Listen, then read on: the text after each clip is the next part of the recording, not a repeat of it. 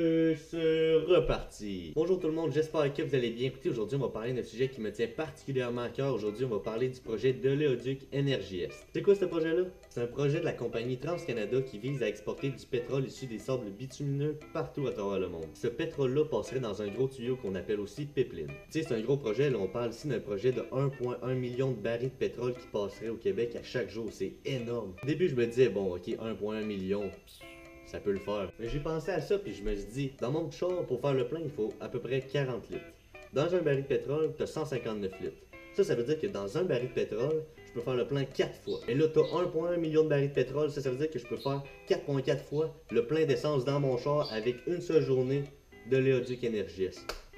Non, pas à chaque jour. Ouais, à chaque jour, là, c'est énorme. En gaz à effet de serre, ça équivaut à 7 600 000 chars de plus à la route.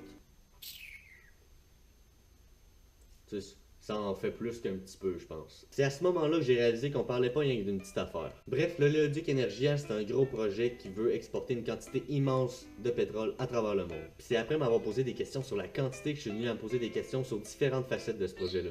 Comme rentabilité économique, les risques environnementaux et l'acceptabilité sociale. C'est en examinant ça de plus près que je suis venu à me dire, ouais, non, tu sais, c'est pas si beau que ça comme projet finalement. Rentabilité économique. À date, de point de vue économique, ce projet-là rapporterait seulement 33 emplois et 2 millions de dollars par année. Pour un aussi gros projet, c'est un peu comme si je vous disais, t'es en train de me dire que tu veux Carey Price contre une paire de patins puis une chaudière de POC? Vous comprendrez que dans les deux cas, ça fait aucun sens, c'est pas rentable. Parfait, je vais contacter son agent de liaison, on signera ça au... Cette affaire-là, j'ai pas une paire de patins, non pas un autre, pitié, pas un autre. Puis quand on parle d'énergie S, c'est que ça n'a aucun réel impact économique au Québec, ça n'a pas de bénéfices. Risques environnementaux. Il est estimé qu'un déversement, ce qui, on va se le dire, arrive assez fréquemment, malheureusement, coûterait entre 1 et 10 milliards de dollars. Puis ça, c'est comme beaucoup. Ça, c'est sans compter le fait que le pipeline passerait entre autres dans le fleuve Saint-Laurent et que ça menacerait gravement nos sources d'eau potable. Puis tu sais, l'eau potable, je sais pas si vous le savez, mais c'est un peu comme manger puis dormir, hein. T'as besoin de base. Je sais pas vous, mais me semble que ce serait vraiment plate de risquer de détruire cette ressource-là qui, avec le temps, va devenir de plus en plus précieux et convoité. Parce que, tu sais, le pipeline, c'est un peu comme n'importe quel autre pipeline, c'est un peu comme ce crayon-là, tôt ou tard, il va finir par se briser. En plus, pour éviter ce genre de scénario catastrophique, TransCanada est censé fournir un plan d'intervention. Ce qui est drôle avec ce plan d'intervention-là, c'est qu'il n'existe pas. Écoutez, moi c'est Paul, je suis un professionnel, je prends ça très au sérieux. Ça c'est notre plan d'intervention, mais on n'a pas vraiment le temps de niaiser, donc si vous pouvez l'approuver, le signer, ça ferait bien notre affaire. Mais le dossier il est vide. Ouais, mais je te l'ai dit, on n'a pas le temps de niaiser. Québec va de plus en plus dans la voie de l'énergie verte. Juste parce qu'on parle ici d'un projet qui est lié au pétrole, on peut le remettre en question. Puis parce que la planète a besoin qu'on prenne soin d'elle, on doit le remettre en question. D'autant plus que le Québec fait beaucoup d'efforts sur le plan environnemental pour réduire ses GES, pour investir dans les énergies propres, les énergies vertes, les énergies renouvelables. Moi, je me dis que me semble que ce serait le fun d'offrir aux générations futures une planète qui est du moins habitable. Acceptabilité sociale. Moi, je vous le dis, là, puis je vous mens pas pour elle. Je connais personne dans mon entourage, dans mes amis, dans ma famille, tout ce que tu veux, qui est pour ce projet-là. Si j'en cherche, là, il n'y en a pas là, il n'y en a pas là, il n'y en a pas là, il n'y en a pas ici.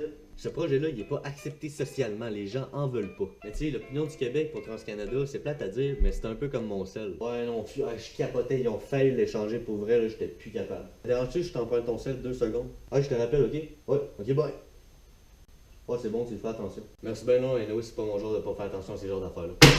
Ouais, les Québécois, non, sont vraiment cons. À un moment donné, c'est juste une question de respect. En plus, 59% des Québécois pensent que la décision finale, si oui ou non on accepte ce projet-là, devrait revenir au Québec.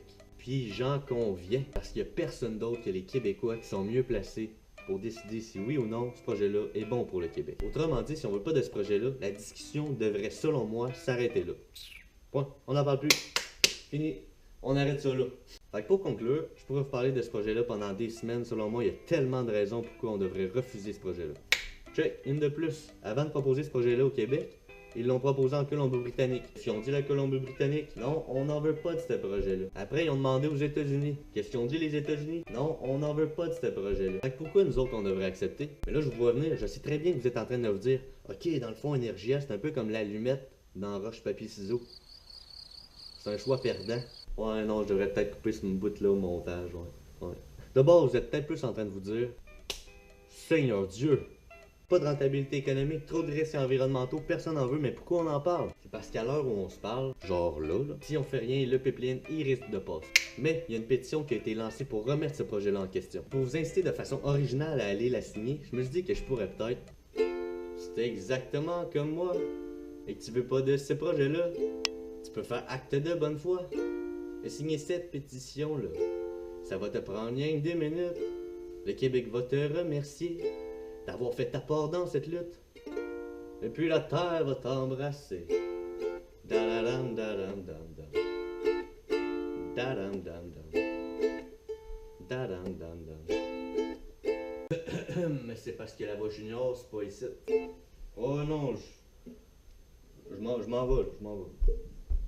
Je tiens simplement à vous rappeler que ça c'est seulement mon opinion et que bien sûr si vous en avez une différente, je me dois de la respecter tout autant. Mais en attendant, si toi aussi tu penses qu'on a le droit comme individu et comme peuple de s'affirmer puis de se dire que le Léoduc Énergès, j'en veux pas. Je t'invite à partager cette vidéo là pour qu'on puisse se mobiliser en grand nombre contre ce projet néfaste. Je m'appelle Jay, j'ai 19 ans et je m'oppose fermement à ce projet toxique pour le Québec. Fait que sur ça, faites bien attention à vous autres, profitez de la vie, je vous aime tous. Une toi ici là. Je vous dis à la prochaine fois.